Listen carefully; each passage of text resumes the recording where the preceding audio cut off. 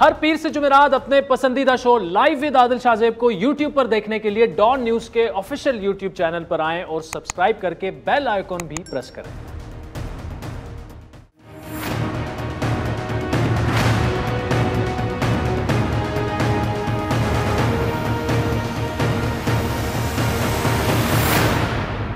अस्सलाम वालेकुम, मैं हूं आदिल शाहजेब। मुल्क में जहां इस वक्त सिक्योरिटी और खित्ते की सूरत हाल से मुतालिक हुकूमत को संगीन चैलेंजेस का सामना है, कौमी इत्तेफाक राय की अशद ज़रूरत है जिसका इम्कान कमी नज़र आ रहा है, क्योंकि आइंदा आने वाले दिनों में सियासी मैदान में मजीद गर्मा गर्मी का अंदेशा है, बल्कि हमें नज़र आ रहा है अपोजिशन ने एक बार फिर हुकूमत के खिलाफ एहतजाजी और भरपूर एहतजाजी तहरीक का आगाज़ कर दिया है, जिसका अख्तिताम इस्लामाबाद की जानिब लॉन्ग मार्च पर किए जाने के दावे किए जा रहे हैं। 2 रोज़ बाद हुकूमत ने पार्लिमान का मुश्तरका इजलास जुमेरात को तलब किया है, जिसमें कानून साजियों को मंजूर करवाने की भरपूर कोशिश की जाएगी और ऐसी कानून साजियों को जिस पर हुकूमत और अपोजिशन के दरमियान किसी सूरत इत्तेफाक राय पैदा नहीं हो रहा। इंतखाबी इस्लाहात की बात हो, EVM का मामला हो, नैब कवानीन हो, हुकूमत हर हाल में मंजूर करवाना चाहती है। इसीलिए अपने अराकीन को की तादाद को पूरा करने के लिए पार्लिमान के इजलास में हाजिर रहने की कॉल भी दे दी गई है। इसी तरह अपोजिशन भी टस से मस होने को तैयार नहीं। गो के अपोजिशन सड़कों पर तो हमें बटी हुई नजर आ रही है, पीपल्स पार्टी और PDM अलग अलग, लेकिन पार्लिमानी सियासत में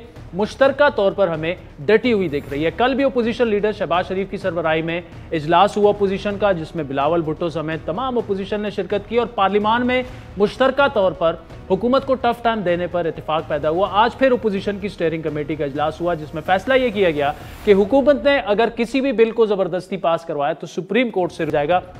लेकिन एक जानिब अगर अपोजिशन इकट्ठी नजर आ रही है तो दूसरी जानिब अगर वोट को इज्जत दो के साथ आप मुखलस हैं, अगर वाकई इस मुल्क में आइन की हुक्मरानी चाहते हैं, तो फिर ये जो बैकडोर राब्ते हैं इनको खत्म कराएं। अगर आपके कुछ साथी आपको कह रहे हैं, आपके घर के अंदर से कह रहे हैं कि नहीं हमें बातचीत के दरवाजे बंद नहीं करने चाहिए, किसके साथ? क्या आपने हुकूमत के साथ बातचीत करनी है, अपोजिशन से बातचीत करनी है, या उनसे बातचीत करनी है जिनके खिलाफ वोट को इज्जत दो का नारा लेके चले हैं? तो पहले अपने आप को क्लियर तो करें अवाम के सामने। अगर वोट को इज्जत दो की बात करनी है तो आपकी सारी जमात मियां साहब आपके साथ खड़ी होकर कौम को कहे कि हम वोट को इज्जत दो के नारे के साथ हैं, हम कोई मजाकरात के साथ नहीं। क्या पीपल्स पार्टी के एक सीनियर रहनुमा का ये बयान दुरुस्त है और क्या वाकई इस वक्त मुस्लिम लीग नून किसी साजिश में मुलविस है? जो साजिश जो है फवाद चौधरी साहब ने भी आज उसका जिक्र किया। अपोजिशन ने पहले 2 साल पूरा जोर लगा लिया था हमें फारिग करने के लिए, हम तगड़े लिए टकले नहीं गए। अपोजिशन को 1.5-2 साल और सब्र करना पड़ेगा और उसके बाद 5 साल फिर सब्र करना पड़ेगा। पहले मैं अपोजिशन को मशवरा दूंगा अपने पांव पे खड़ा होना सीखें। हर वक्त साजिशें करके आप कामयाब पहले भी नहीं हुए और हर वक्त ये कोई 90 की दहाई तो नहीं है कि आप हर वक्त वही उसी काम में लगे रहें। नाज़रीन, मुल्क की सियासत में आगे क्या होना जा रहा है, अपोजिशन की हिकमत अमली क्या होगी, तफसीली गुफ्तगू करेंगे। साबिक वज़ीर आज़म शाहिद खाकान अब्बासी साहब हमारे साथ मौजूद हैं। अब्बासी साहब, thank you so much for joining us. पहले तो मुबारक हो, पीपल्स पार्टी से सुलह हो गई है, पार्लिमान में अंदर आप इकट्ठे बैठ गए हैं और इकट्ठी जदोजहद का आगाज़ भी आपने कर दिया है। अहम सवाल ये है, आप ये फरमा रहे हैं कि लॉन्ग मार्च अब होगा, 2-3 जलसे हैं उससे पहले प्लान, उसके बाद 20 नवंबर के बाद जो है लॉन्ग मार्च का ऐलान हो जाएगा और जब तक इमरान घर नहीं जाएगा लॉन्ग मार्च जारी रहेगा। आप कायम रहेंगे अपनी बात पर? देखिए, ये बातों से बात निकाली जाती है, ये महंगाई के खिलाफ तहरीक जो है उसका हिस्सा है। अच्छा, कि चारों सूबों में महंगाई के खिलाफ मरकजी क़यादत जो है वो जाएगी और एहतजाज करेगी, क्योंकि आज ज़रूरत है कि अवाम को ये महसूस हो कि कोई तो उनकी बात कर रहा है, हुकूमत को तो कोई परवाह नहीं है। ठीक, इसलिए अपोजिशन ने ही बात करनी होती है और अपोजिशन से अक्सर आप हजरात का भी शिकवा रहता है कि आप बात नहीं करते, आप कोशिश नहीं करते। तो पार्लिमान तो मफलूज है, तो आप पार्लिमान छोड़कर आपके टॉक शोज़ में आना पड़ता है, प्रेस कॉन्फ्रेंसेस करनी पड़ती हैं और फिर सड़कों पर जाना पड़ता है। तो ये उसी सिलसिले का हिस्सा है। लॉन्ग मार्च कर रहे हैं, नहीं कर रहे? लॉन्ग मार्च, महंगाई के खिलाफ लॉन्ग मार्च बिल्कुल होगा। और इमरान के जाने तक वो जारी रहेगा या आप घर इमरान, देखिए ये तो हुकूमत तो गई हुई है ना, हुकूमत के मामलात जो हैं, जो हुकूमत अवाम की परवाह ना करे, हमारा हुकूमत से कोई अब ताल्लुक नहीं है, हमारा तो मुल्क से ताल्लुक है कि मुल्क के जो मसाइल हैं उनको कैसे हल किया जाए, और उनका वाहिद रास्ता जो है वो आइन में है और कोई और रास्ता है नहीं। भाई साहब, एक मौलाना साहब का लॉन्ग मार्च था ना, उन्होंने ऐलान किया था कि जब तक आप घर नहीं जाएंगे मैं बैठा रहूंगा। मतलब वो नहीं होगा कि आप आ जाएंगे धरना देंगे जब तक वो नहीं जाएगा जी। ये PDM फैसला करेगी कि ये लॉन्ग मार्च बुनियादी तौर पर महंगाई के खिलाफ लॉन्ग मार्च है, तो इसको जो महंगाई का इशू है वो अवाम के जो मसाइल हैं उनको उजागर करना है, उनकी वजूहात बतानी है, उनका हल तलाश करना है, ये उस सब सिलसिले का हिस्सा है। पीपल्स पार्टी ने हामी भरी, आपका साथ देंगे इस लॉन्ग मार्च में या अभी? नहीं, ये पीडीएम का है। अच्छा। इसमें पीपल्स पार्टी भी शामिल होती है तो बिल्कुल वो भी एक जमात है, वो भी शामिल हो सकते हैं। ठीक, भाई साहब एक ब्रेक मैं ले लूँ, उसके बाद नाज़रीन भाई साहब से ये इंटरेस्टिंग गुफ्तगू जारी है।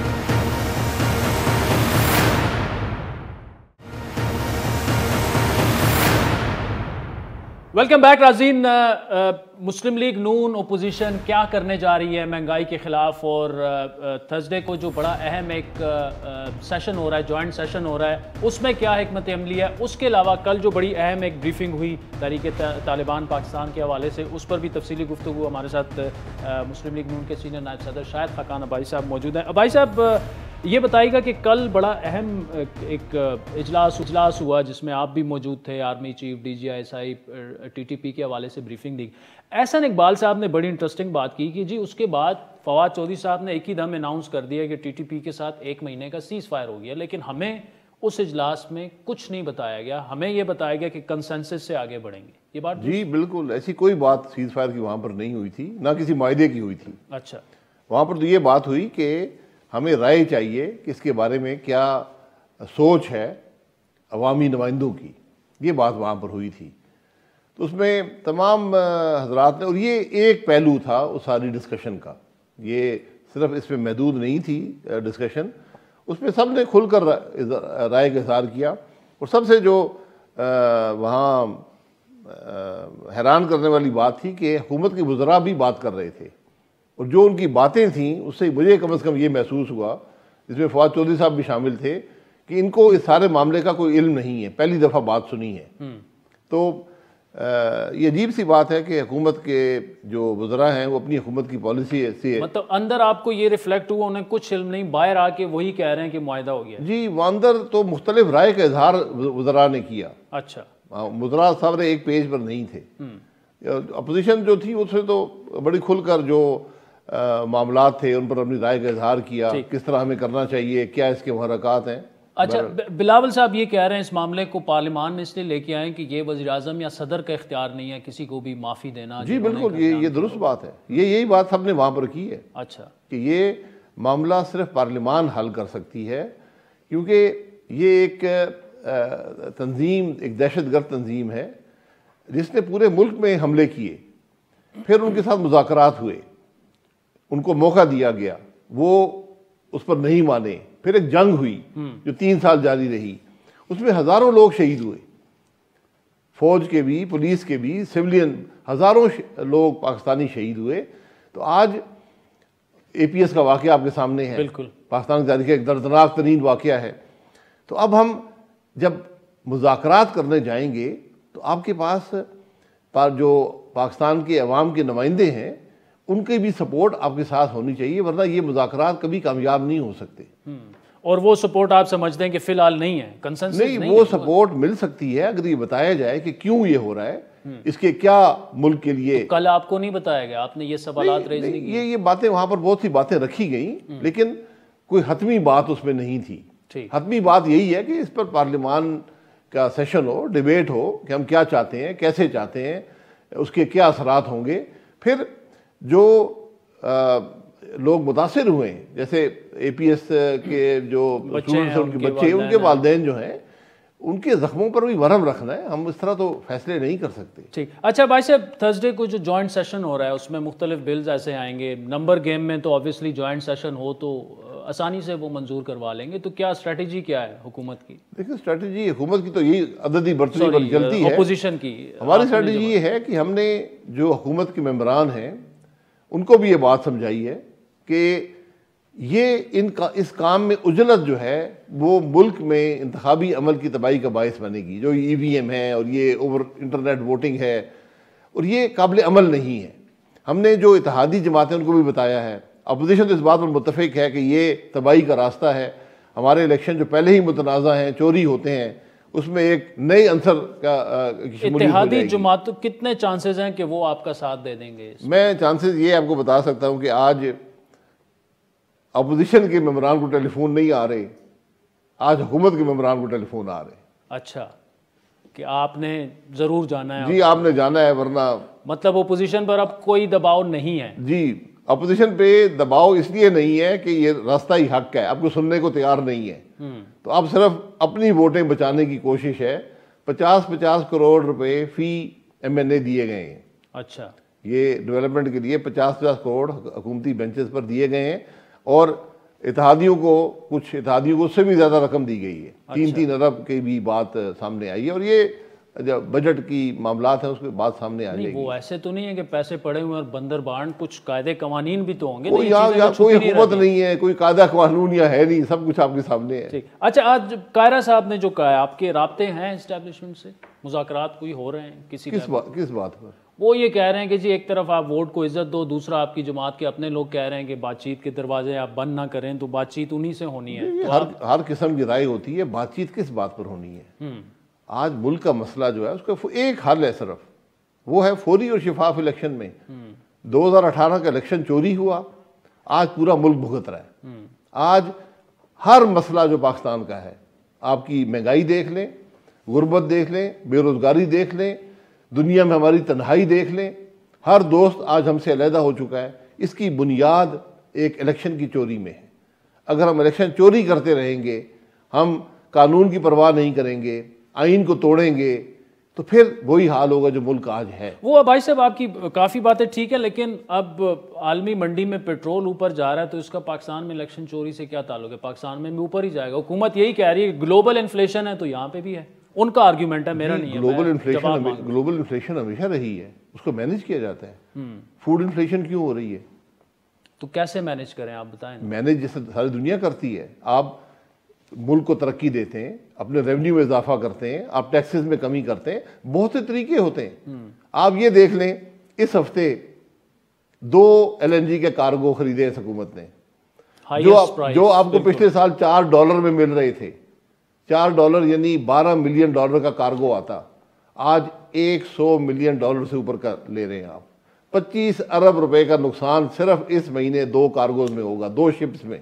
25 अरब रुपए का नुकसान। चूंकि एनर्जी आपका एक फोटे है, तो इसमें जो प्राइम मिनिस्टर साहब कह रहे हैं कि मौसम सरमा में हम गैस की लोड शेडिंग के लिए आप तैयार रहिए, तो इससे क्या बचा जा सकता था? या मुझे तो जब भी याद है सर्दियों में लोड शेडिंग होती है गैस की। अपने आदिल साहब, दुनिया में $4 की LNG रोल रही थी, लोग मिन्नतें कर रहे थे ले लें, आपको खत आए, आपको पता नहीं है कि आपको गैस चाहिए। ये कोई नई अनोखी बात है। आपके पास टर्मिनल्स में 12 शिप आने की गुंजाइश है। आपको 7 आपको शिप हमारे कॉन्ट्रैक्ट्स में मिल रहे हैं, 5 आपको चाहिए। $4 में आप 3 और 4 साल के वायदे अवेलेबल थे, आपको करने चाहिए थे। आपको इतना फायदा होता कि आप सोच नहीं सकते। जो हमारी अपनी गैस है ना, हम $6 देते हैं, $4 की LNG जी निकालने के $6 देते, 4 की मिल रही थी। $8 अरब का फायदा मुल्क का होता। पूरी IMF से आप नाक रगड़ के $6 अरब हासिल करते हैं। आइंदा साल इंतखाबात का साल है, इंतखाबात हो सकते हैं, आप तो चाहेंगे हो रहे हैं। पार्लिमानी निज़ाम होते नजर आ रहे हैं। पार्लिमानी निज़ाम में इंतखाबात किसी वक्त भी हो सकते हैं। आज हमारे मुल्क के मसाइल का हल सिर्फ एक फौरी और शफाफ इंतखाबात। वो तो है ना भाई साहब, आप फोर्स ही क्या कर रहे हैं? आप क्या देख रहे हैं? मैं पेशन गोई करने वाला आदमी नहीं हूँ। पूरा बाजार भरा हुआ है, पूरी पार्लिमान भरी हुई है। आपकी पेशन गोई बड़ी भारी होगी। मैं पेशन गोई नहीं करता। आपको होते हुए नजर आ रहा है इंतखाबात? और हल कोई नहीं। जब कोई और हल ना रहे किसी मामले का, तो फिर वो होता है। मतलब आप कह रहे हैं कि हो सकता है। मैं नहीं कहता हूं, मैं आपको वजूहात बता दी है कि और कोई हल आपके पास है नहीं, एक ही हल है। शायद खकाना भाई साहब, thank you so much for joining us. Sajid चाहता है एक ब्रेक का, जिसके बाद पार्लिमानी उमूर के वजीर मुमलिकत हमें ज्वाइन करेंगे। उनसे ये भी पूछेंगे कि TLP का मुआहदा जिस तरह हुआ, उन्होंने उसमें एक रोल प्ले किया, कलअदम तंजीम थी, उसके बाद उससे बैन हटाई गई, और इन्होंने ही अली मोहम्मद खान साहब ने 6 महीने पहले हमारे शो में कह दिया था कि तहरीक लब्बैक पर से पाबंदी हट जाएगी। क्या उन्हें पहले से इल्म था? तफसीली गुफ्तगू करेंगे।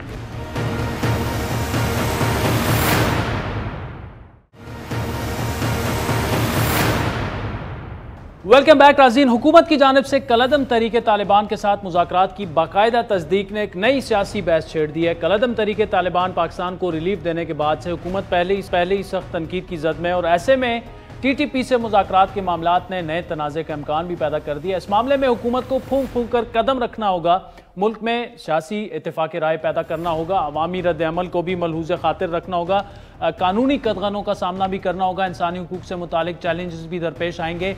वो TTP जो मुल्क में हज़ारों मासूम शहरी और पाक फ़ौज के जवानों की कातिल समझी जाती है, उनके साथ मामलात तय करने में लवाहकीन की कितनी रजामंदी शामिल होगी, आलमी फोरम पर मौजूद पाकिस्तानी नुमाइंदों की राय को कितनी अहमियत दी जाएगी। इब्तदाई रद्द अमल की बात की जाए तो हुकूमत के इस फैसले को मुल्क की जो बाकी सियासी क़यादत है, खुसूसन अपोजिशन, उसमें कुछ खास पजीराई नहीं मिलती दिख रही।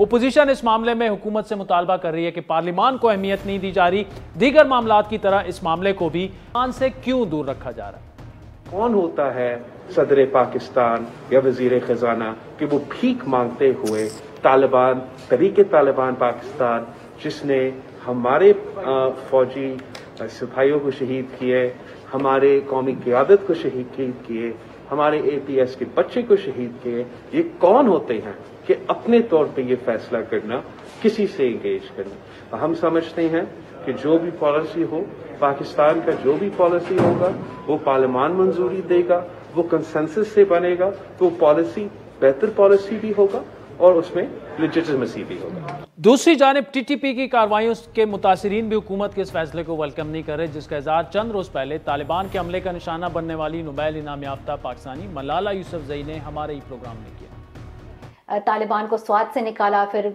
बाकी कबाइली इलाकों से भी निकाला जो पाकिस्तानी तालिबान है।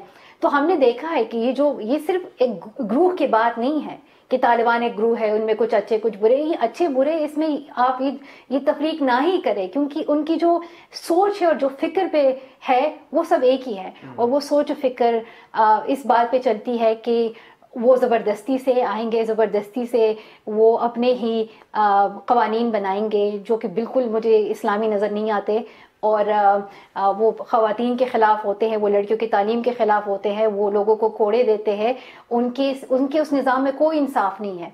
और हमें पता है कि इस्लाम का जो निज़ाम था वो तो इंसाफ पे मबनी था। अच्छे और बुरे तालिबान की जिस तरह आपने इंटरप्रिटेशन भी कर दी, इमरान खान ने पिछले दिनों ये भी कहा कि जो पाकिस्तानी तालिबान है उनसे मुज़ाकरात हम कर रहे हैं और हो सकता है एमनेस्टी की तरफ भी बात चली जाए। अब उन्होंने जो किया पाकिस्तान में, जी। आप उनकी खुद विक्टिम रही हैं, अल्लाह ताला ने आपको दूसरी ज़िंदगी दी, फिर APS अटैक्स, फिर GHQ पे हमले, जितने जवान शहीद हुए, पाक फौज ने जिस तरह की कार्रवाइयाँ, तो उसके बाद क्या आप समझते हैं कि उसी तरह का मुआहदा जिस तरह अमेरिका ने किया इधर हो जाए तो इधर भी? मेरे ख्याल में आप मुआहदे तब करते हैं जब आप समझते हैं कि दूसरी पार्टी जो है इनके जो कंसर्न्स है वो सीरियसली लेने चाहिए, वो एक पावरफुल अथॉरिटी हो। तो तालिबान को कोई पब्लिक लेवल सपोर्ट नहीं हासिल, कोई इलाका भी नहीं कह रहा कि हम चाहते कि तालिबान की हुकूमत आए, या तो मेरे ख्याल में हमें पाकिस्तानी तालिबान को अपलिफ्ट नहीं करना चाहिए, क्योंकि मुझे बिल्कुल इसकी कोई ज़रूरत नहीं लग रही। नाज़रीन, तफसीली गुफ्तगू करेंगे वज़ीर मुमलिकत बराए पार्लिमानी उमूर अली मोहम्मद खान साहब हमारे साथ मौजूद हैं। अली मोहम्मद खान साहब, कल बड़ी अहम ब्रीफिंग दी गई, सियासी रहनुमाओं को, अपोजिशन, हुकूमत, सारे उसमें शामिल थे, लेकिन बाहर निकलते ही फवाद चौधरी साहब ने ऐलान कर दिया कि जी TTP के साथ जो है 1 महीने का सीज़ फायर हो गया, और अंदर इस बारे में कुछ ऐसी बात नहीं हुई। तो क्या इन मुआहिदों में, और ख़ुसूसन ऐसी तंजीमों से जो कि शिद्दत पसंद दहशतगर्द तंजीमें कहलाती हैं, 60-70 हज़ार हमारे लोग जो हैं, आम लोग, बच्चे, जवान पाक फ़ौज के शहीद हुए, बड़ी कुर्बानियाँ दी गई, उनको इस तरह से उनके साथ सीज़ फायर करना और मुआहदे करना बग़ैर कौमी क़यादत को और पार्लिमान को उसमें लिए, कॉन्फिडेंस में लिए, क्या ये दुरुस्त इक़दाम है हुकूमत का? बिस्मिल्लाहिर्रहमानिर्रहीम, अल्लाहुम्मा सल्लि व सल्लिम मुबारक अला सय्यिदिना मोहम्मद। बहुत शुक्रिया आदिल भाई। मैं तो अल्लाह के इस हुक्म से बात की इब्तिदा करूँगा कि वअतसिमू बिहब्लिल्लाहि जमीअन वला तफर्रक़ू, कि आप अल्लाह की रस्सी को मजबूती से थाम लें और तफर्रक़े में ना पड़ें। पाकिस्तान को मजबूत करना है, पाकिस्तान की बुनियादों को मजबूत करना है, जो भी फ़ैसला करना है पाकिस्तान के लिए करना है, ताकि मेरा मुल्क महफूज हो और पाक सरज़मीन पे किसी बेगुनाह के खून का एक कतरा भी ना टपके। ये बुनियाद होनी चाहिए। अब जो कल मीटिंग हुई है इन कैमरा, मैं तो ड्यूटी बाउंड हूँ अखलाकी तौर पे भी और आइनी तौर पे भी कि मैं तो उसके हवाले से कोई बात बाहर नहीं कर सकता, क्योंकि वो एक इन कैमरा सेशन था। लेकिन ये जो डिबेट है, ये कैसी डिबेट है, ये बाहर चल रही है, तो अंदर जो गुफ्तगू हुई उस पर तो मैं बात नहीं करूँगा, लेकिन बाहर जो डिबेट चल रही है उस पर मैं आपको बात करूँगा। ज़ाहिर है मेरी अपनी ज़ाती राय नहीं है, हुकूमती राय होगी और हुकूमती जो मौक़िफ़ है वही मैं पेश करूँगा। देखें, वज़ीर-ए-आज़म इमरान ख़ान साहब हमेशा से इस बात के दाई रहे हैं कि ये जो मसाइल हैं इनका कोई फ़ौजी हल नहीं था, और जो 20 साल पहले वज़ीर-ए-आज़म साहब ने उस वक्त एक अपोजिशन रहनुमा के तौर पे अमेरिका को एक बात समझाई, अमेरिका को वो बात अरबों खरबों डॉलर और नेटो को लगाने के बाद समझ में आई कि अफ़गानिस्तान में वो बंदूक की नाली और गोली की ताकत से वहाँ अमन नहीं ला सके, वहाँ उनको across the table Afghan Taliban से बैठना पड़ा। तो मैं यहाँ ये सवाल पहला ये रखना चाहता हूँ कि मलाला यूसुफ़ज़ई जो है उनसे, कि सबसे पहले तो फिर आप चार्ट शीट करें उन ताकतों को जहाँ जिधर आप रहती हैं, कि अमेरिका ने अगर तालिबान से बात की है अपना मसला हल करने के लिए, अक्रॉस द टेबल बैठे, तो आप कंडेम करें, लंदन में बैठते हुए अमेरिका को कंडेम करें। आप उससे पहले जो है यूके को कंडेम करें कि यूके में वो अपना अमन लाने के लिए आयरिश रिपब्लिकन आर्मी IRA से क्यों उन्होंने बात की। हर मुल्क को एक हक़ है, एक रियासत को हक़ है कि अपने मफाद में बेहतर फ़ैसला करें। जब जंग का फ़ैसला करना होता है, रियासत अपने मफाद में जंग का फ़ैसला करती है। जब अमन का फ़ैसला करना होता है, रियासत अपने मफाद में अमन का फ़ैसला करती है। हमें पाकिस्तान में अमन लाने के लिए किसी गैर मुल्की ताकत या उनकी ईमा पर बैठे हुए किसी शख्स के राय की ज़रूरत नहीं है। हम अपने फैसले पाकिस्तान के लोगों के मफाद में करेंगे। अली साहब, यहाँ पे अर्ज ये है दूसरी बात आपने रियासत दूसरी बात आदिल शाह भाई, आपकी मैं तमाम सवालों के जवाब दूंगा। मेरा पहले नुक्ता जरा पूरा होने दें कि जो जमातें आज इस पे बड़ा एतराज कर रही हैं, पहली बात तो ये है कि अगर कोई कांटेक्ट भी हुआ है जो TTP वाले हैं, तो वो एक ऐसे लेवल पे हुआ होगा जो आपको रखना पड़ता है, आपको करना पड़ता है ताकि पाकिस्तान में अमन आए, लेकिन वो टॉप गवर्नमेंट लेवल पे मेरा नहीं ख्याल कोई हुआ होगा। लेकिन मैं पीपल्स पार्टी से और नून लीग से यह सवाल ज़रूर रखूँगा, क्या हमने इस मामले पे सियासत करनी है या पाकिस्तान के मफाद में, कि वो लोग जो असला रख के कौमी धारे में आना चाहते हैं, जो पाकिस्तान के आइन को पहले किसी को मानना होगा उसके बाद कोई बात होगी, तो क्या पीपल्स पार्टी ने अपने दौर में ये नेगोशिएशंस नहीं की और क्या नून लीग ने नेगोशिएशंस नहीं की? लेकिन तमाम स्टेक होल्डर्स को, सबको लेके जब हम ये कहते हैं कि ये रियासत का काम है, तो तरीके इंसाफ रियासत नहीं है। रियासत में बाकी स्टेक होल्डर्स भी हैं, सारी ओपोजिशन जमातें भी शामिल हैं, सबसे बढ़कर वो विक्टिम्स, APS के वो विक्टिम्स जिन पर अटैक किए गए, उन माओं का क्या होगा? वो तो हमें मैसेजेस करके कह रहे हैं कि जी इमरान खान ने उनसे मुआहदा कर लिया, हमसे तो किसी ने पूछा नहीं गया। रियासत फैसला करे, लेकिन ये तरीके इंसाफ फैसला कर रही है। मैं इसलिए आपसे ये सवाल कर रहा हूं कि तमाम स्टेक होल्डर्स को अगर ब्रीफिंग दी जा रही है उसमें कुछ नहीं कहा जा रहा, बाहर निकल के कहा जाता है जी हमने तो मुआहदा भी कर लिया है, सीज फायर 1 महीना। ये बुनियादी सवाल है। देखें, ये अगर कोई फैसला होता है ना, ये तहरीक इंसाफ फैसला नहीं करेगी, फैसला होगा हुकूमत पाकिस्तान का।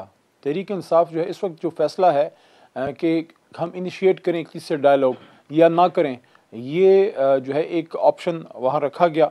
अब उस पर क्या बात हुई वो मैं नहीं कर सकता, क्योंकि वो अंदर की बात है, वो इन कैमरा की बात है। जो कोई मेंबर मीडिया पे जाके, मैं देख रहा हूँ आज टॉक शोज़ में, मैं कुछ दोस्तों को देखा है, बात थोड़ी बहुत की है, मैं समझता हूँ नहीं करनी चाहिए। हाँ, जो इंफॉर्मेशन मिनिस्टर होता है वो रिस्पॉन्सिबल ओहदा होता है, वो उनके पास सवाबदीद है, वो बात कर सकते हैं। लेकिन बहुत से लोग उस मीटिंग में बैठे, कोई 80-85-90 के करीब ऑनरेबल मेंबर थे। मैं ऑनेस्टली फील करता हूं कि हम सब ड्यूटी बाउंड हैं और सब मेरे से ज्यादा मुहब्ब वतन है, नहीं करनी चाहिए, मेरे से ज्यादा मुहब्ब वतन है। मैं क्योंकि आप फिर इन कैमरा ना करें, उसको ओपन कर दें। अगर किसी ने अंदर बैठ के अंदर की बात बाहर करनी है तो फिर मैं समझता हूँ उसका अहल ही नहीं है कि उसको किसी उस पे जा भी नहीं रहे, अली साहब उस पे जा भी नहीं रहे। मुझे एक चीज का जवाब दीजिए कि TLP से मुआहदा हुआ 2 वीक पहले, यही TLP को कहा गया इंडियन फंडिंग है, वहां से मदद हो रही है, शिद्दत पसंद है। TTP का कहा गया इंडियन फंडिंग है, वहां से मदद है।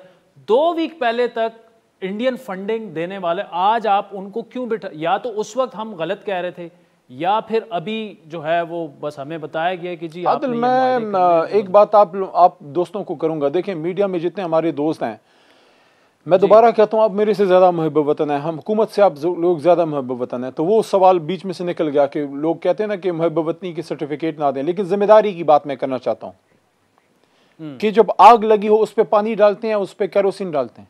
जब उस वक्त मामला बिगड़े हुए थे उसमें सख्त बातें भी होती हैं, हर तरह की बातें होती हैं। लेकिन मैंने ये बात शाहजेब खानज़ादा के प्रोग्राम में भी की और आपके प्रोग्राम में भी करता हुआ जाना चाहता हूँ। वो ये है कि आज आप देखें नेगोशिएशंस का फ़ायदा ये हुआ कि जो नुकसान हुआ वो तो हुआ, लेकिन मज़ीद पाकिस्तान की सरजमीन पे किसी पाकिस्तानी का खून बहने से बच गया। ठीक है, देखें क्या उस वक्त जब ये TLP तहरीक लब्बैक पाकिस्तान जो प्रोस्क्राइब थी, आगे दो रास्ते थे, क्योंकि प्रोस्क्राइब उन्होंने नहीं रहना था इस वाक़े के बाद, या फिर वो टेररिस्ट खुदा न खास्ता डिक्लेयर हो जाती या फिर वो वापस नॉर्मलसी की तरफ आती। हमने उनको रास्ता दिया कि आप मेन फ्रेम में आए, मेन फ्रेमिंग आपकी होनी चाहिए, आप सियासत करें, आप जो है आप एक आईन और कानून के मुताबिक आप वापस आएँ और सारा अपना जो भी आपने सियासत करनी है आप वो करें। क्या UK ने अपने मुल्क को IRA वालों से बात करके महफूज नहीं किया? क्या अमेरिका ने अक्रॉस द टेबल जो है तालिबान से बैठ के बात नहीं की? क्या दुनिया की ताकतें बात नहीं करती? क्या लोग अपने मुल्क को अंदर से मजबूत नहीं करते? क्या पीपल्स पार्टी ने इन लोगों से सवात में जो है डील नहीं की थी, उनसे मुज़ाकरात नहीं किए थे, मुआहदा नहीं किया था? क्या मुस्लिम लीग नून ने नहीं किया था? तो अगर हम एक मुआहदा करके मुल्क को अमन की तरफ लेके जा सकते हैं, मैं समझता हूं वो हमें करना चाहिए, लेकिन जो फैसला होगा वो पार्लियामान को एतमाद में रख के होगा। हुकूमती सतह पर कोई बड़ा फैसला अभी नहीं हुआ, ये इनिशिएशन है, ये स्टार्ट है पाकिस्तान को अमन दिलाने के लिए। और एक और चीज भी, और एक और चीज भी, टाइम खत्म हो गया। अली मोहम्मद खान साहब, thank you so much for joining और भी वक्त चाहता है एक नुक्ता और भी, MQM के रहनुमा और साबिक मेयर कराची हमें ज्वाइन करेंगे, वसीम अख्तर साहब, उनसे तफसीली गुफ्तगू करेंगे हमारे साथ।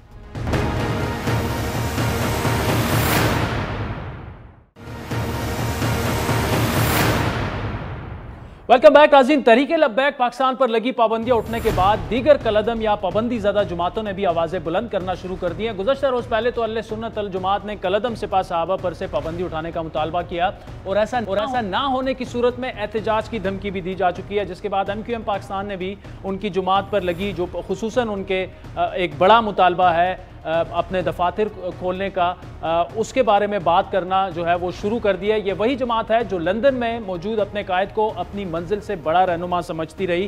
ताम इन्हीं के कायद की एक मुतनाज़ा तकरीर ने जमात की तंजीम और क़यादत का शिराजा बखेर दिया। MQM पर लगने वाली पाबंदियाँ, बिलखुसूस इस जमात के दफातर की बंदिश की कहानी 22 अगस्त 2016 को उस वक्त शुरू हुई जब लंदन में मुकीम MQM के कायद ऐसी तकरीर की जिसका बोझ उठाने के लिए कराची में मौजूद उनका कोई पार्टी रहनुमा तैयार नहीं था।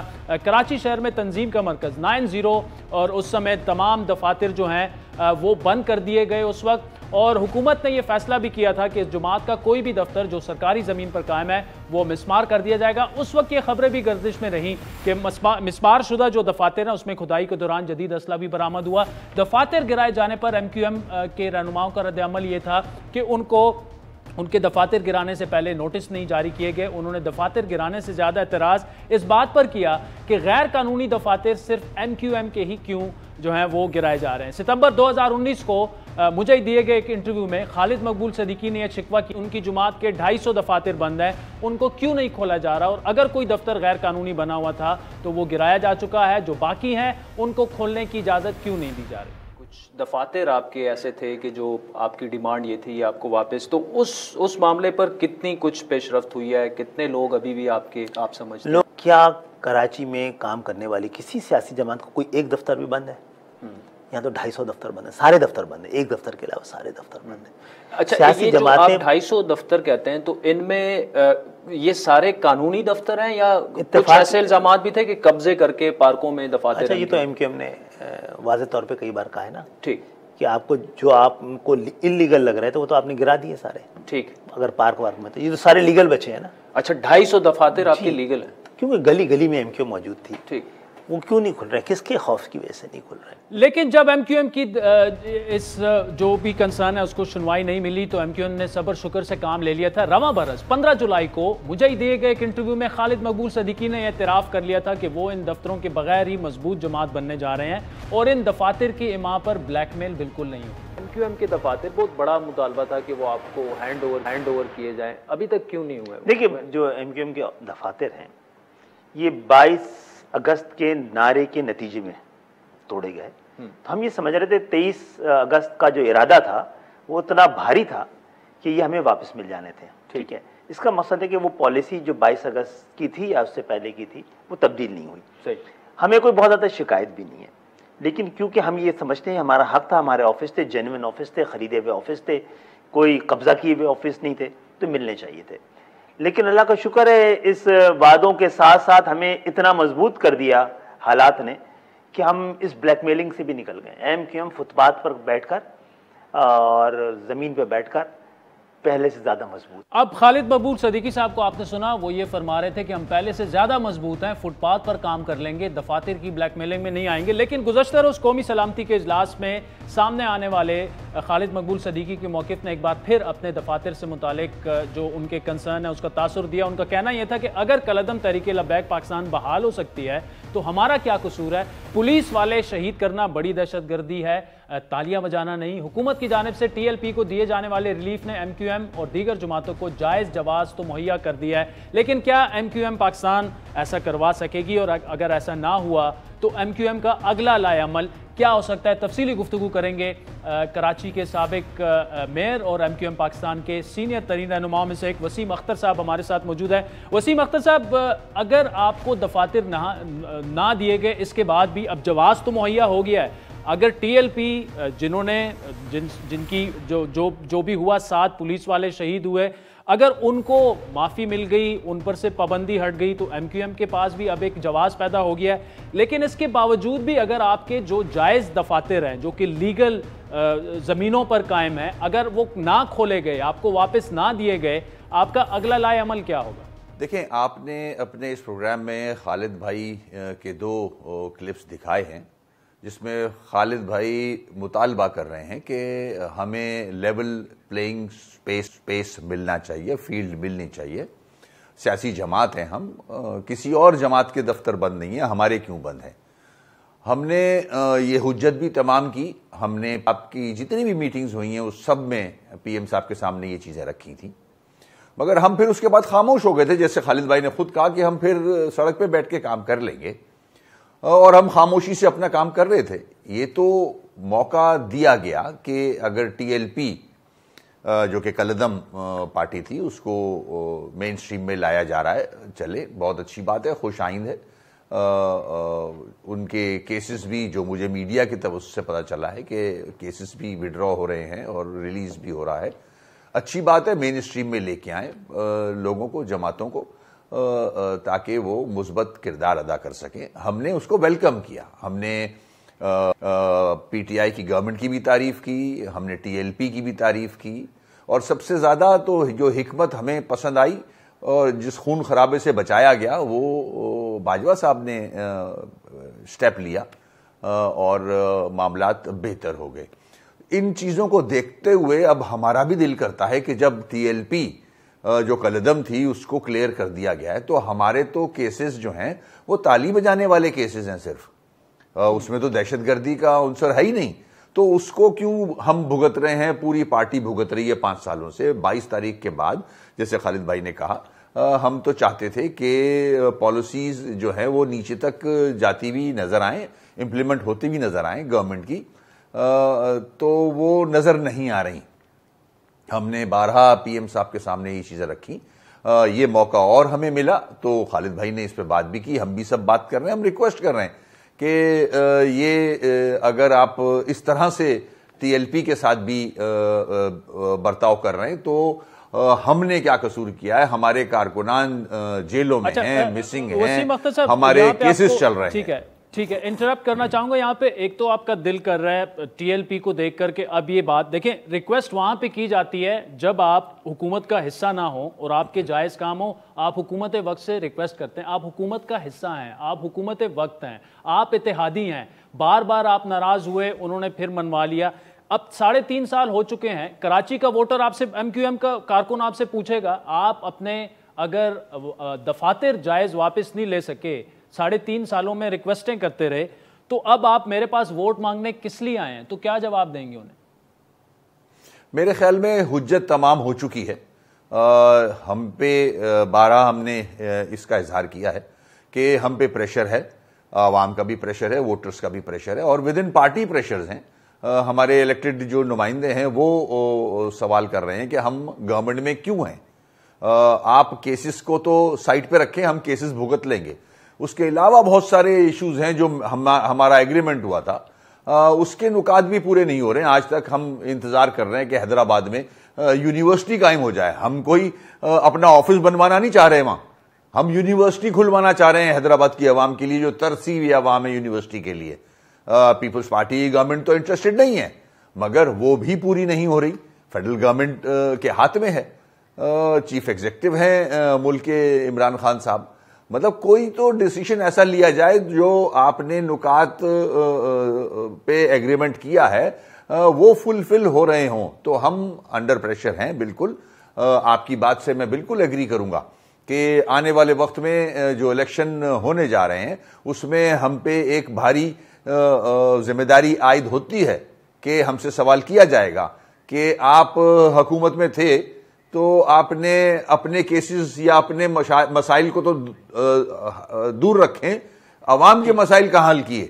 तो इस पे राब्ता कमेटी में ये डिस्कशन चल रहा है, और मैं ये आपके तवस्सुस से कराची की खास तौर पे अवाम में, पाकिस्तान की अवाम को बताना चाहता हूं कि हम सारी हुज्जतें तमाम कर चुके हैं और हम भरपूर ताउन कर रहे हैं पीटीआई के साथ। उसके हर मुश्किल वक्त में हम साथ खड़े हैं। हमसे फिर भी मुशावरत नहीं होती, हमारे इश्यूज रिजॉल्व नहीं होते। तो अब हम वहां पहुंच गए हैं कि हमें कोई फैसला करना है। तो मैं ये जरूर कहूंगा कि हम कारकुनों में जाएंगे, हम राब्ता कमेटी में ये पॉइंट रखेंगे कि अब कोई फैसला कर लिया जाए। ठीक, और वसीम अख्तर साहब ये फैसला ठीक है कब तक एक्सपेक्टेड है? क्योंकि देखिए यहाँ पे फेडरल में जो सियासत बन रही है, दूसरा ये है कि आपके पास 2 ऑप्शंस हैं जब आप कल को अपने वोटर के पास जाएंगे कि जी हमने दफातर भी खोले, हमने आपके ये मसाइल भी हल किए, या उन्हें ये कहें कि ये हल नहीं हुए, हमने हुकूमत से पीछे हट गए, हमने हुकूमत छोड़ दी। इन दोनों में से अगर कोई भी एक काम नहीं हुआ तो आप उनको सेटिस्फाई नहीं कर सकेंगे। तो ये फैसला कब तक मुतवक्के है? ये हम, जैसे कि मैंने कहा, हमारी मीटिंग्स हो रही हैं, हर तीसरे चौथे दिन हमारी मीटिंग्स हो रही हैं, मुख्तलिफ इशूज़ पे हो रही हैं। जाहिर है एक बल्दियाती इलेक्शन भी सामने आ गए हैं, वोटर लिस्ट का इंदराज भी सामने आ गया है, हमारे अपने इंटरव्यूज चल रहे हैं बल्दियाती हवाले से। तो मसरूफियत अपनी जगह है, मगर उसके साथ साथ ये इशू जो सबसे इम्पोर्टेंट है उस पर भी डिस्कशन चल रहा है। देखते हैं, मेरे ख्याल में इस पे भी फैसला जल्द हो जाना चाहिए। अब ठीक, वसीम अख्तर साहब, thank you so much for joining us. नाज़रीन, आज के प्रोग्राम पर आपके मुंतज़िर रहेंगे। हमारा ट्विटर हैंडल है @आदिल शाज़ेब। मुझे मेरी टीम से इजाज़त दीजिए।